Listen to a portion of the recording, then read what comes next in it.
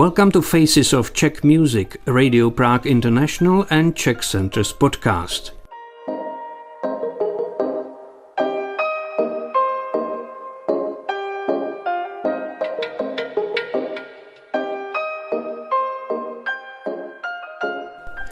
Our listeners know that 2024 is the year of Czech music, and we have been trying to trace new names and new faces representing contemporary Czech music.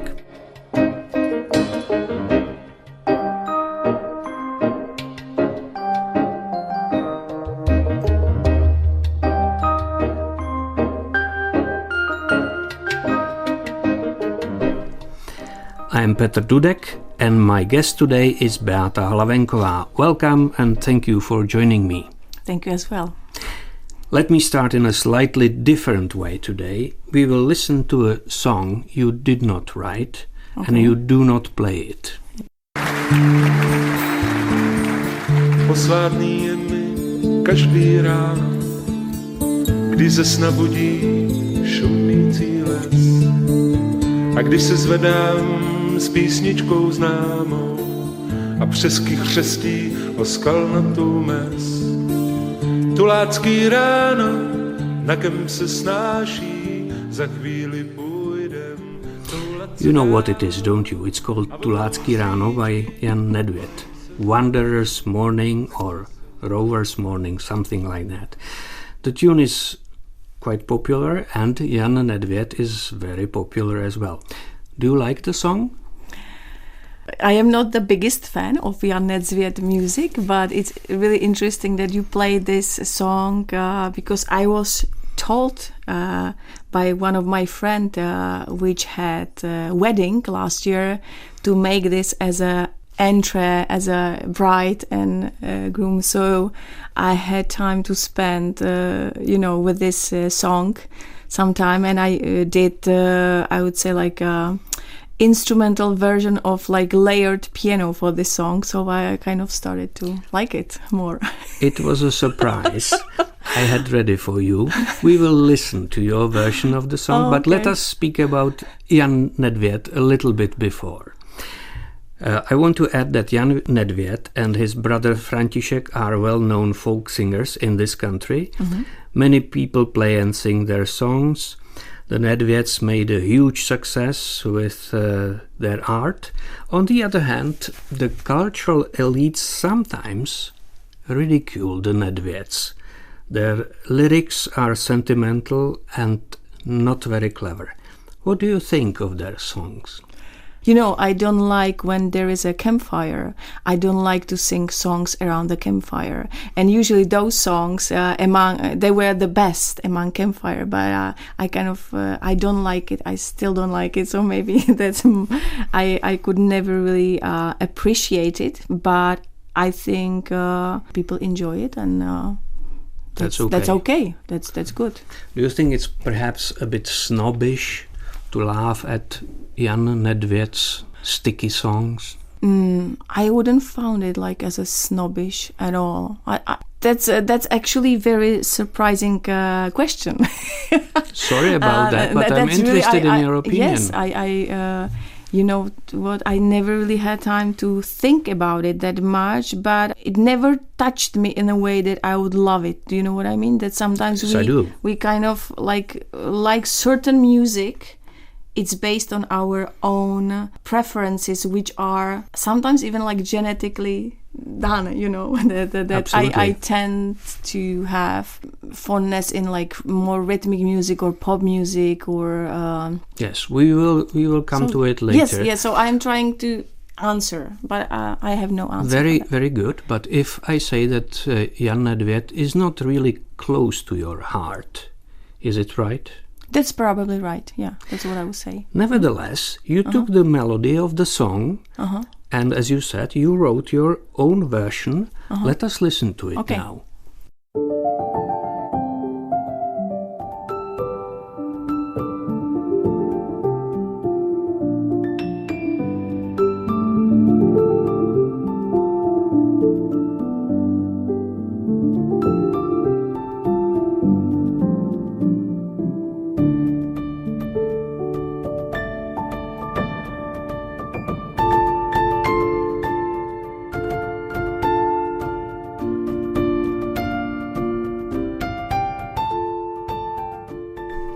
Wanderer's Morning by Beata Hlavenková.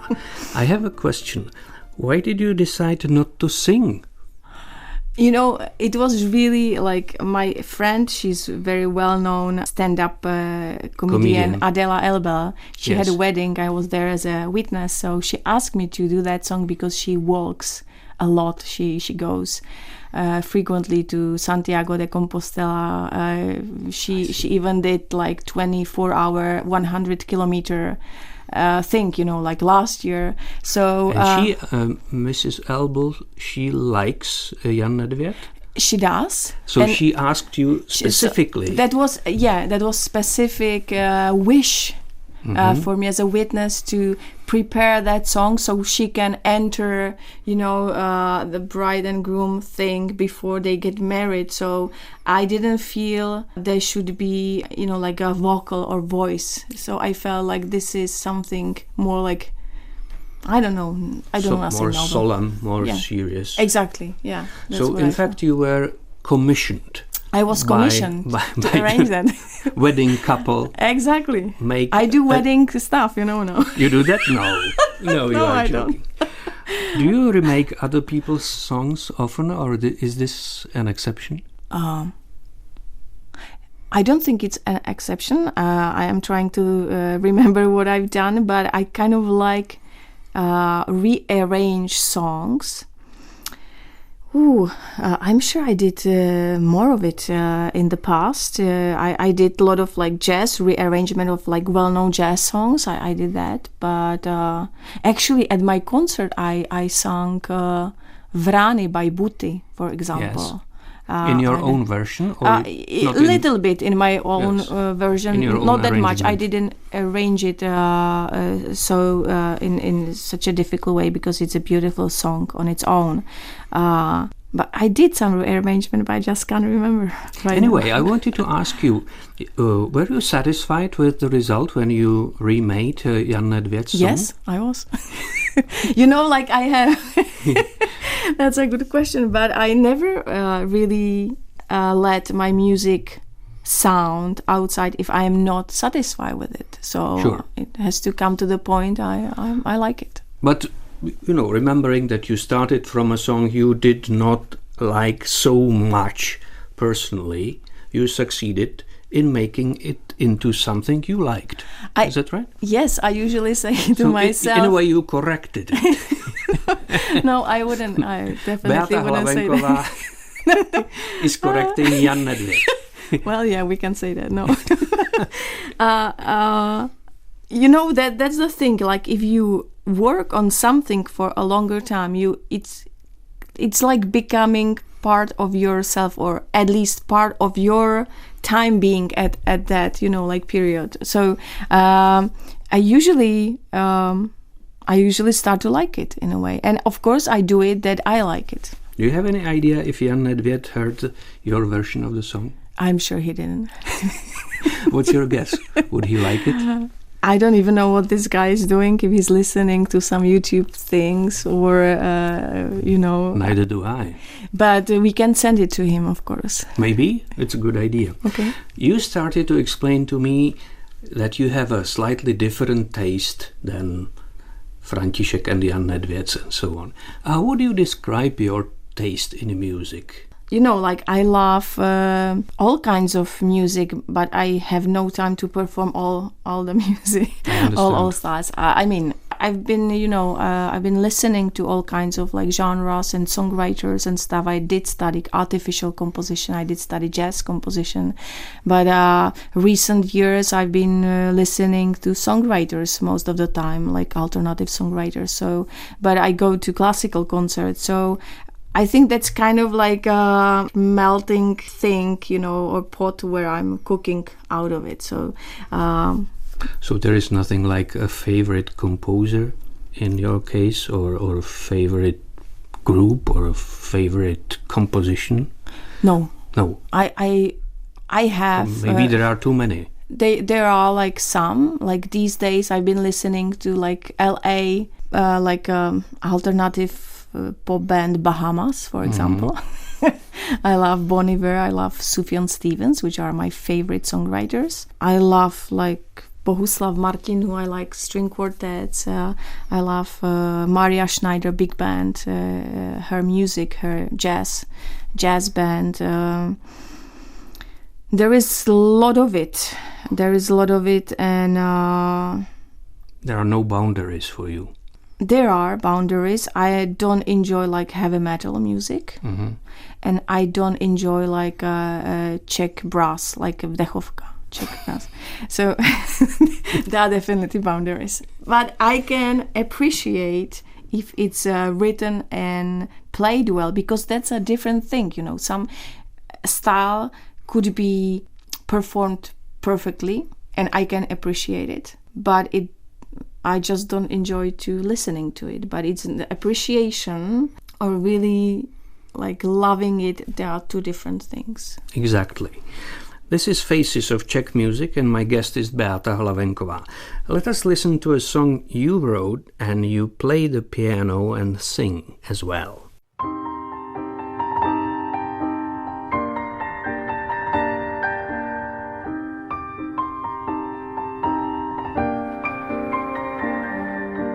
Nehoří a nevyzvání, husa volá v mlze raní.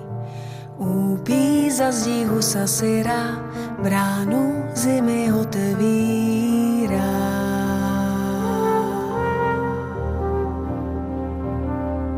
Skřípou samo dveře je, klika bílá vede je, z naděje do naděje, z naděje do naděje. This is called Husa v mlze, a goose in the mist, perhaps. Yes. Some sources tell us that you are the author of music and text as well, but that is not quite right, I think. No, we are correcting it everywhere. That's a poem by very well-known, these days at least, well-known poet Bohuslav Rejnek. What do you like about Bohuslav Rejnek's poem?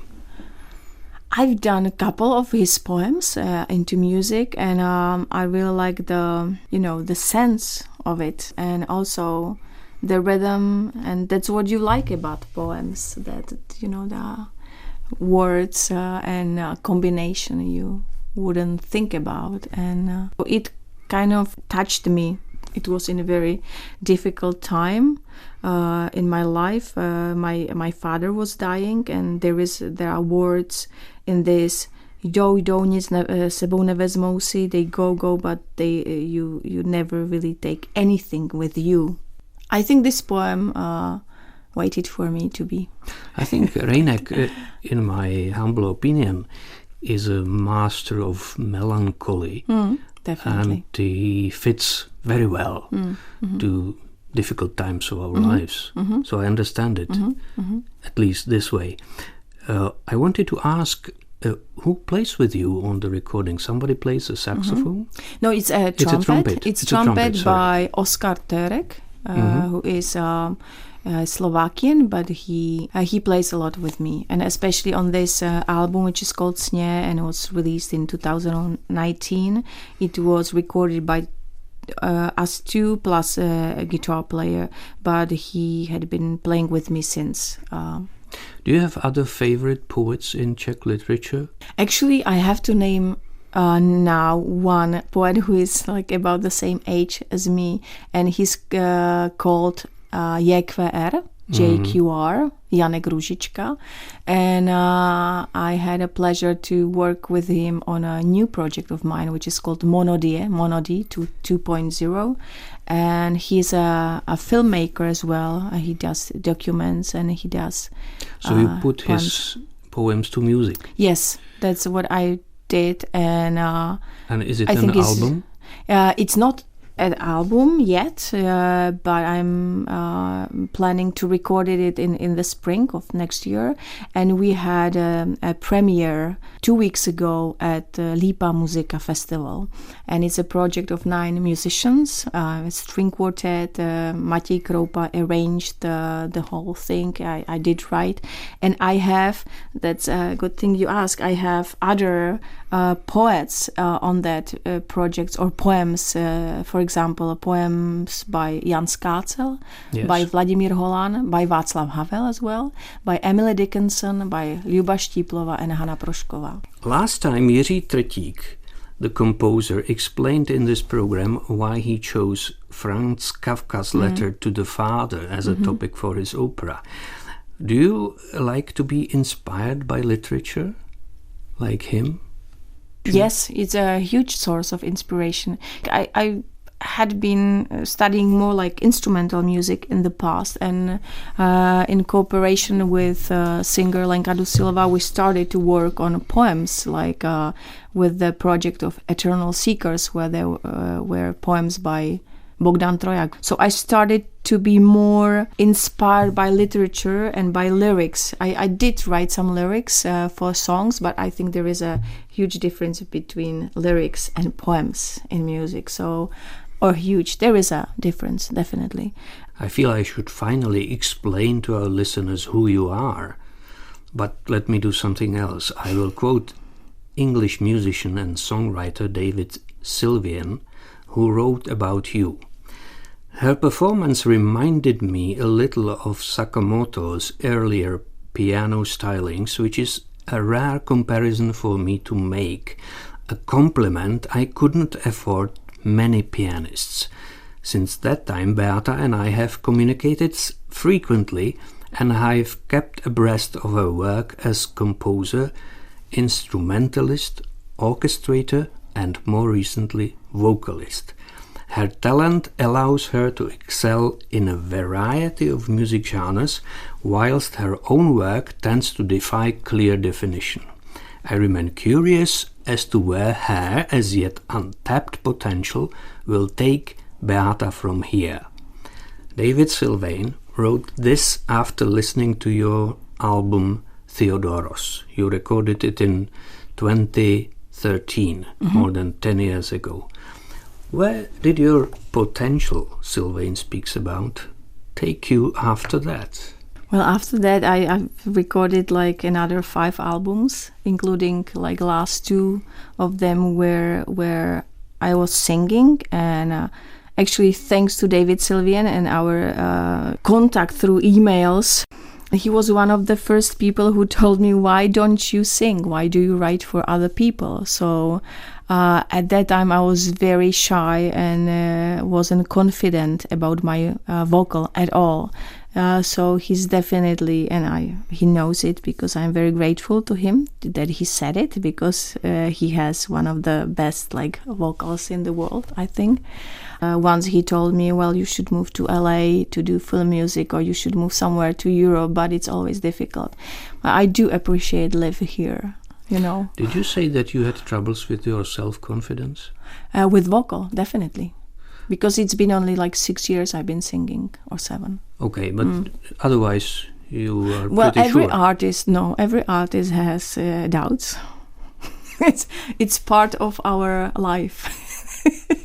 Anyway, it's amazing how much you have done, and one of the things we haven't mentioned here are soundtracks for films. In 2020 you wrote music for Zátopek, the film about legendary Czech athlete. Was it fun to write music for such a film? It was actually fun, but also very hard work to write for that film. It was. Why was it so? Why hard? You didn't have to run like Zátopek. I started to run actually, but then I but not abandoned as fast. that. No, unfortunately, no. But you know, it's always with the film. It's a different story. You have to work for the film, and there were times where we were searching or looking for the themes or for the music which would accompany the video.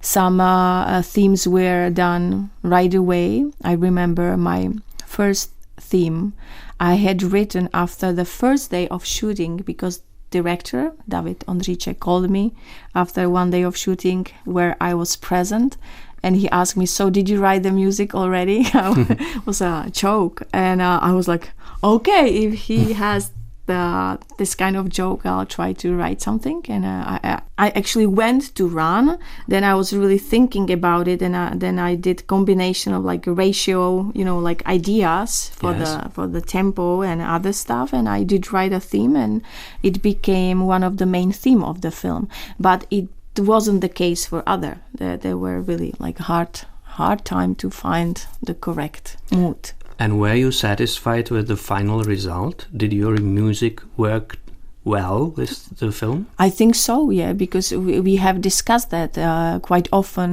There were even like shooting for like students. So we discussed that. We discussed some parts with David or film editors. And I've seen it last year after some time with the break, and I like it. It was not your only experience with film music, but let me mention that you also composed music for children. Is it rewarding for you to write for children? Definitely. And I think it's important to write for children. Maybe people don't know, but Czech Republic is one of the states where there is a lot of children book every year.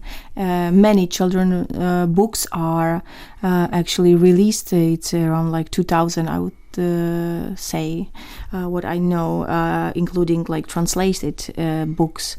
But I felt like I wanna give something to the younger or youngest audience, because I am also like raising the audience for myself for later. So it's a little bit of a joke, but I never wrote songs for children and having on mind I have to write something silly, stupid or simple, because I think children are the best listeners. Did you have a favorite book you liked to read or listen to when you were a little girl? I really like Foglaras books. Yes, but really this is that. for boys, isn't it? It's for boys, but I liked it. I liked it. Will you make some of Foglar's novels into music? I never thought about it, but I would love to do music for a film if there would be some. There were like films. I know they were on the in basis the past. of his books, yes, but that's quite a long time ago, I think. It's quite a long time. So now I hope. Still black and white. Now I hope if something comes out, I will do film music. It's amazing. I tried to make a list of musicians you have worked with, but it would be too long. Lenka Dusilová, Iva Bitová, Věra Martinová, David Koller, Ota Klempíř, and many, many others. How does it happen? Are you watching out for collaborators, or do they come and ask you to work with them? They usually come. Good for you.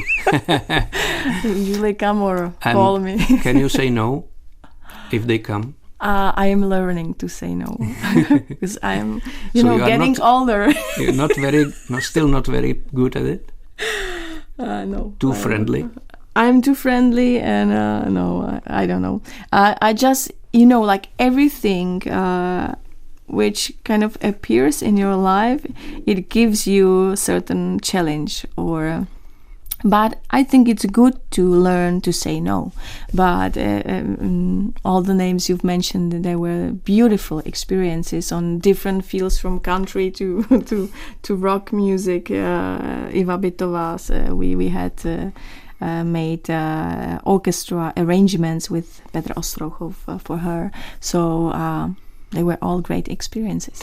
Do you want to be so widely and remarkably active in the future as well? Or let me put it another way. Do you sometimes wish to focus more on one main topic or activity and leave the rest alone, to dive into one thing and make a masterpiece? I wish for that. Definitely. It's my big wish. The problem is that this wish changes every week. That there is a, time I want to be the best film composer. Then next week I would like to have the best band and be the best singer. My problem is, it's not a problem. I really enjoy everything I do. I mean, sometimes I do some stuff which I wouldn't have to do it because I have to pay bills and I have, two sons and other stuff. But I don't do anything which I don't like or I don't appreciate. But like diving into something, for a year, like having, being like financially fine and just dive into something, I would love to do that, of course. That's a good question you ask, because I was told by some managers in the past that I am in so many like places and doing so many things that it's very difficult to sell me or to, So, but I don't care anymore. Says Beata Hlavenková. I wish you good luck with all your wishes. Thank you for coming. Thank you for having me. Faces of Czech Music is a Radio Prague International and Czech Centers podcast. Thank you and goodbye.